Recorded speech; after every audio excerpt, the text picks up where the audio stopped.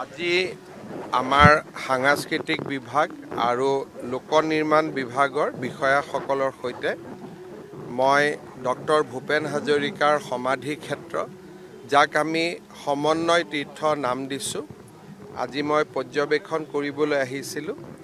ইয়াতে আমি কিছু নতুন ব্যৱস্থা কৰাৰ কথা চিন্তা কৰিছোঁ।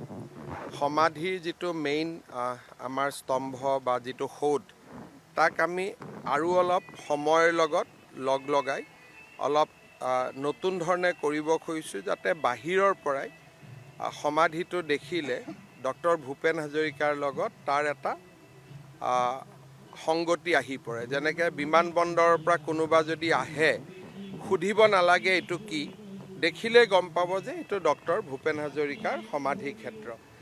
তেনেকুৱা এটা আমি পৰিৱৰ্তন আনিব খুজিছোঁ।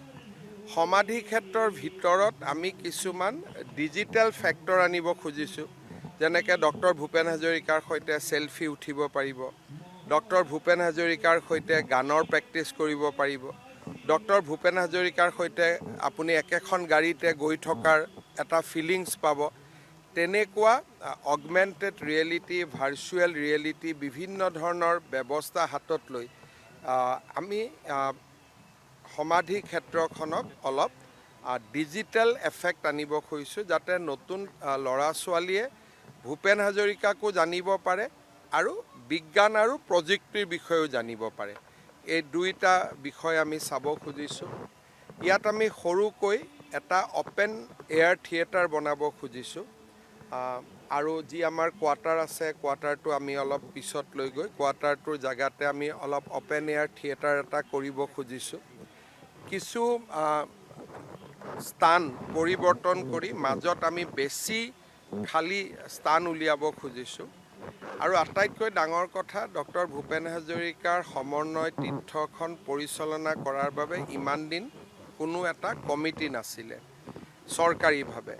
নথকাৰ কাৰণে আমি ইয়াত কোনো অনুষ্ঠান প্ৰতিষ্ঠান, ভূপেন্দ্ৰ সংগীত প্ৰতিযোগিতা, জ্যোতি সংগীত প্ৰতিযোগিতা বা আন বিভিন্ন যিবিলাক শংকৰদেৱ কলাক্ষেত্ৰত আমি কাৰ্যসূচী লৈ থাকোঁ, ইয়াত আমি কোনো কাৰ্যসূচী ল'ব পৰা নাছিলোঁ, কাৰণ ইয়াক ডিপাৰ্টমেণ্টে মেনেজ কৰে। ইয়াৰ কোনো এখন কমিটি নাই, অকল জন্ম জয়ন্তী আৰু পুণ্যতিথিয়ে ইয়াত পালন কৰা হয়।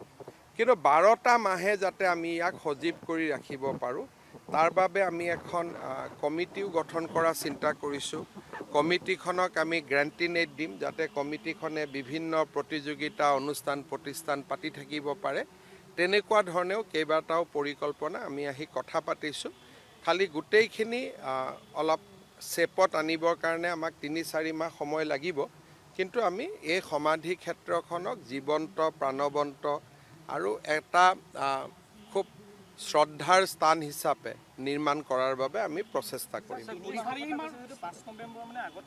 মই তেনেকৈ নৱেম্বৰ ডেট বাৰ লৈ কোৱা নাই, 3 মাহো হ'ব পাৰে, 6 মাহো হ'ব পাৰে, 4 মাহো হ'ব পাৰে। যিমান পাৰোঁ আমি খুব এটা গাম্ভীৰ্যপূৰ্ণ স্থান হিচাপে নিৰ্মাণ কৰিব খুজিছোঁ। আৰু কিছু মেটেৰিয়েল পুৰণাও হৈ গৈছে, বহুত দিন কালাৰো কৰা নাই, ৰঙো কৰা নাই। এই গোটেই দিশবিলাক আমি চাই ইয়াক সুন্দৰ কৰি সজাই পৰাই দিম। পৰিসৰ বৃদ্ধি কৰিলে বিশ্ববিদ্যালয়ক অনুৰোধ কৰিব লাগিব। তেওঁলোকৰ কিমান সমস্যা আছে, কি আছে মই নাজানো।